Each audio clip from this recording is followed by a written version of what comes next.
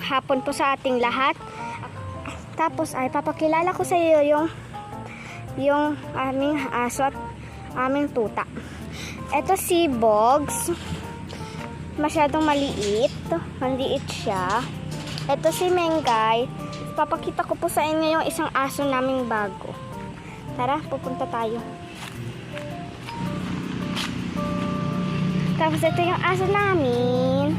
Ay, nabuhol ang baby. Ayan, nadumi na ako. Ayan, ito si Makoy. Makoy po. Nag-hello sa video ko. Sabi, I have a big smile, so I want to be friends with you. So, hello! Sabi niya. Kaya, gusto niya mag-hello sa vlog ko. Kasi init-init na siya, oh. Ito yung rubber chicken niya, pero hindi naman niya nilalaro. Oh. Hello! Hello! Hello! Hi!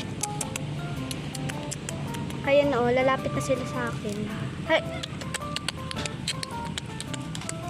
Lalapit na sila, itong apat. Hi! Lala! Lala! Lala! Ito na po ang ating lahat. Bukas ulit po. Bye-bye!